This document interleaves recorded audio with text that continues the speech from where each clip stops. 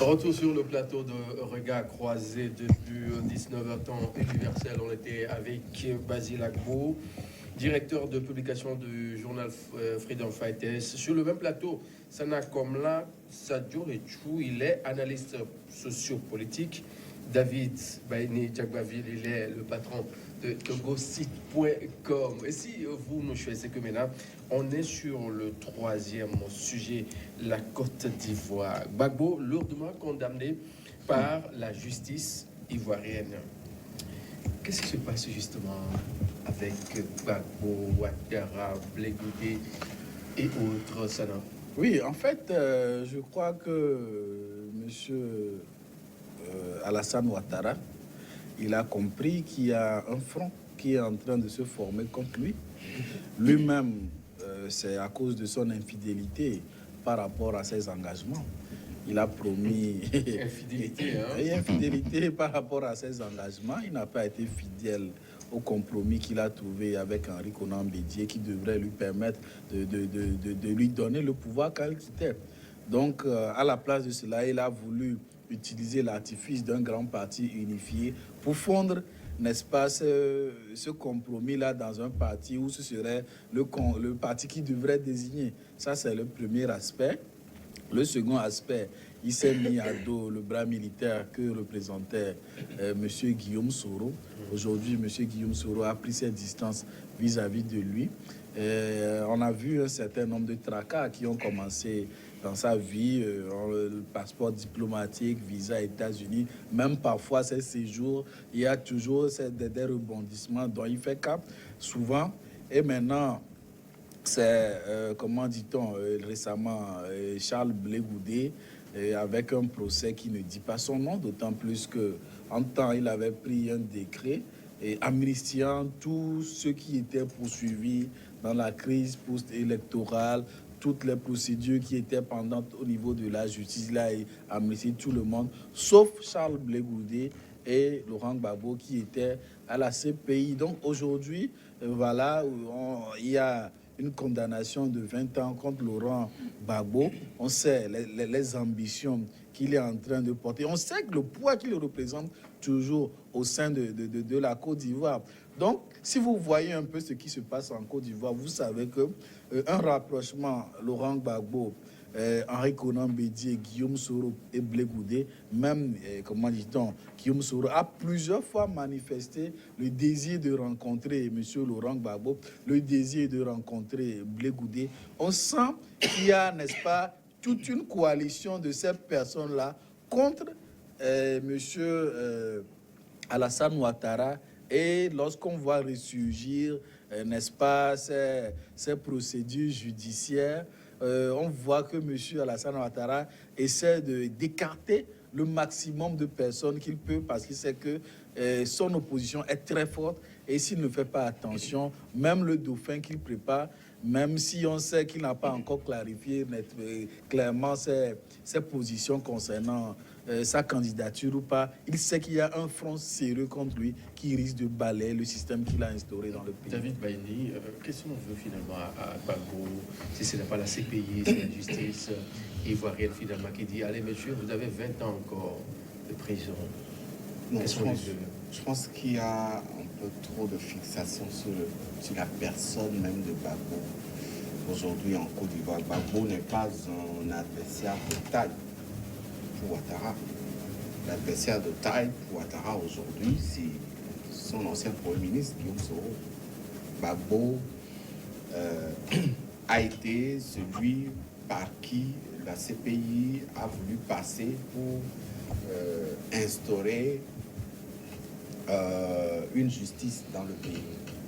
Mais au dernier moment, la même cour avait compris que Gbagbo, qui était accusé de tout, n'avait rien à se reprocher. Et il a été blanchi dans le jugement qu'on avait tous suivi au niveau de la CPI.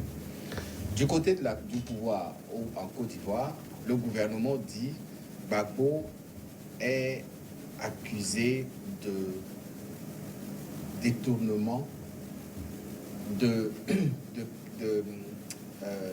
braquage de l'agence principale de la BCEAO. Abidjan. L'argument. Voilà, que le gouvernement avance. Alors, je ne vois pas Gbagbo frémir devant cette accusation, puisque l'homme revient de loin. Personne n'a jamais su que Gbagbo peut sortir des mains de la CPI. Quand on sait un peu comment cette cour arrive à coincer tous les anciens présidents ou tous les anciens dirigeants qui se sont retrouvés dans les couloirs de cette cour. Le cas de Charles Taylor et plein d'autres anciens présidents qui étaient passés par là. Alors Gbagbo, aujourd'hui, a une seule envie, c'est de rentrer au pays. Mais connaissant l'homme et toute la force qui caractérise sa personnalité, je pense que cet argument de condamnation à 20 ans de prison ne doit pas lui faire peur. Non, il va rentrer. S'il est libre, il va rentrer. Voilà. Gbagbo, c'est un animal Il politique. tient à rentrer.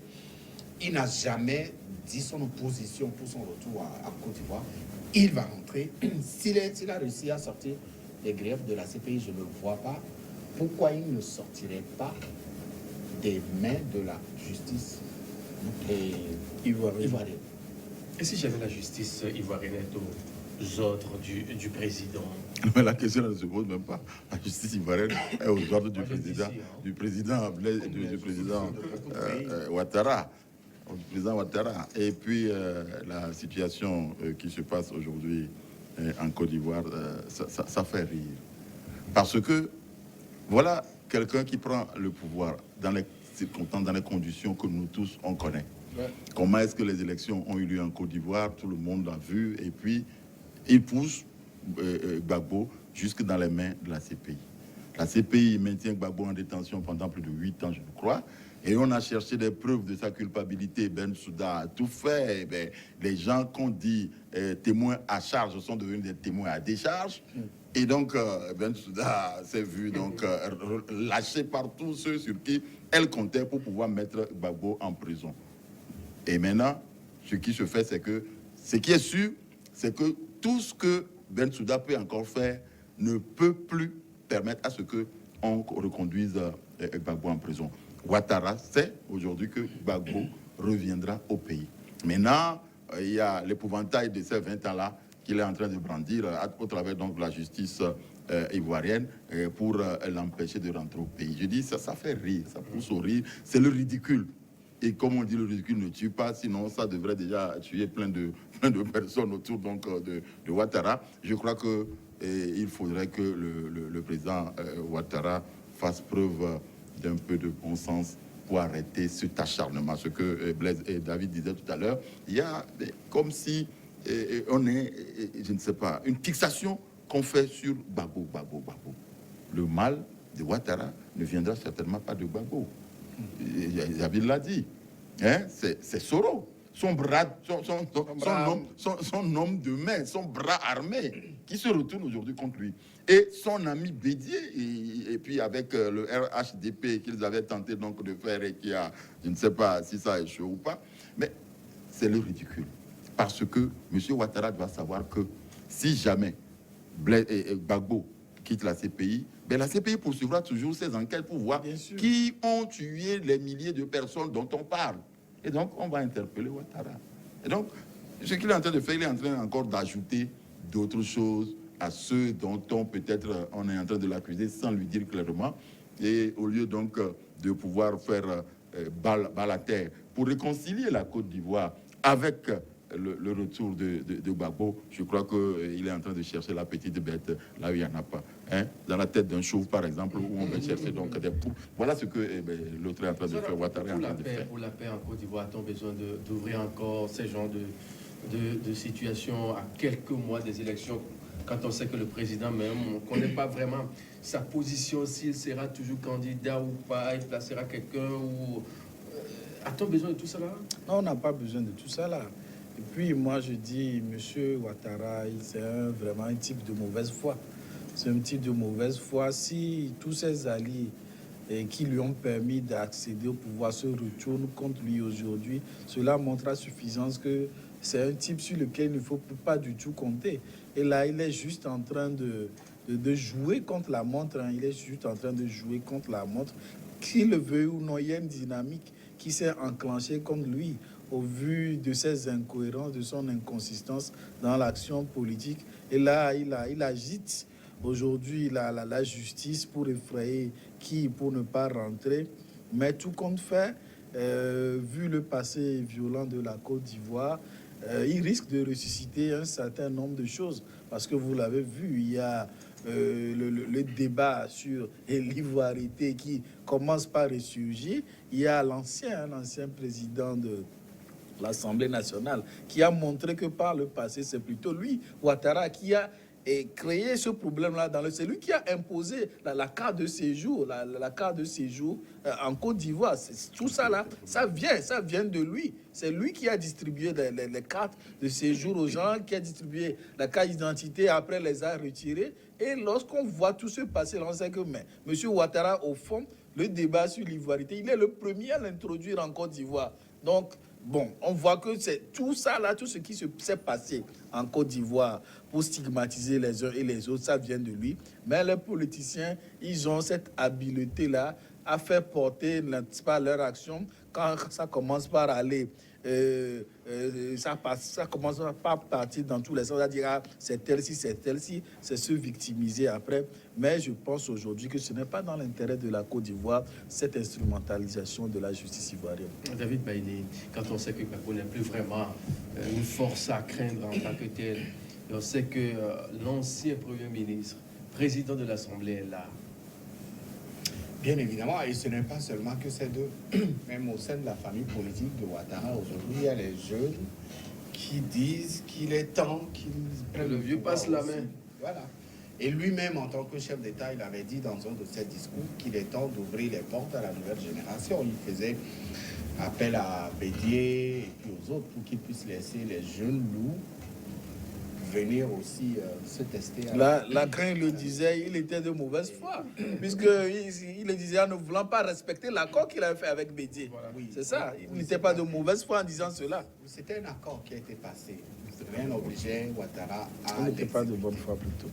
Dans toute sa plénitude. Je pense que au lendemain de la signature de ces accords, Ouattara a fait de son mieux. Il a ouvert le gouvernement aux éléments de Bédier qui sont entrés dans le gouvernement, ce qui n'était pas le cas quand il était arrivé au pouvoir. Il avait permis, en tout cas, une fusion entre les deux grandes formations politiques.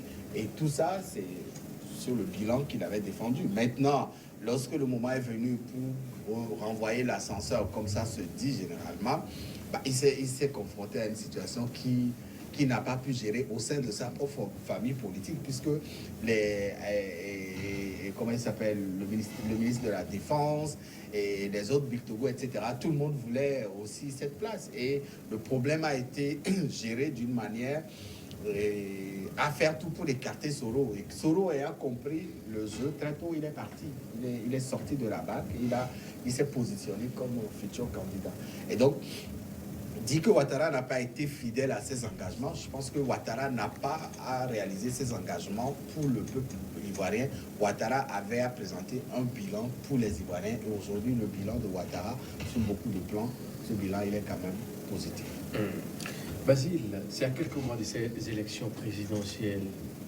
Et quand on essaie d'analyser un peu ce qui est en train de se passer dans le pays, on se demande ce que ça va donner en 2020. Non, c'est que Ouattara montre aujourd'hui sa peur du lendemain. Il a peur? Ouattara a peur du lendemain. Il a peur de quoi? Ouattara a peur que la CPI, géré, non, la CPI ne le rattrape. Je vous l'ai dit tout à l'heure que les morts, les charniers, tout cela en Côte d'Ivoire sont encore là, vivaces dans les mémoires. On cherche qui a fait quoi. On a cherché dans les mains de Gbagbo, on n'a pas trouvé. De toutes les façons, les familles sont toujours là pour dire... Si Gbagbo a quitté, qui ont dû condamner? Non, je crois que Ouattara sait qu'en se maintenant à la présidence, il ne risque pas d'aller voir les juges de la CPI. Donc il faut s'y maintenir. Alors que autour de lui, il sent que le départ est imminent. Voilà que son ami de vieille date, celui à qui il a bombé donc le torse pour qu'il puisse faire chasser Gbagbo, est en train de revenir comme un lion blessé. Et toute la Côte d'Ivoire, au jour d'aujourd'hui, je vous dis, la cote de popularité de Ouattara, ce n'est plus au top. Et il sait qu'il peut partir du jour au lendemain. Donc il faut créer des problèmes un peu partout. qu'il faut créer des problèmes. Donc, cette affaire de Gbagbo, 20 ans pour braquage de la BCEAO. Gbagbo était où pour aller braquer une BCEAO là-bas? C'est des histoires.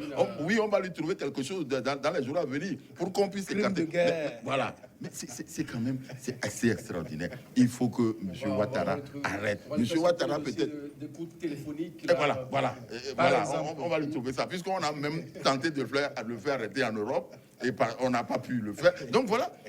Monsieur Ouattara est en train de jouer à ce jeu de la peur du lendemain.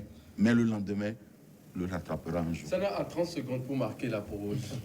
Oui, moi je dis, M. Ouattara, il joue avec du feu. Il joue avec du feu. Moi je dis tout simplement, si toutes les charges dont on accusait M. Laurent Gbagbo, il a été acquitté, mais moi je me demande, qui est donc coupable de ces meurtres-là?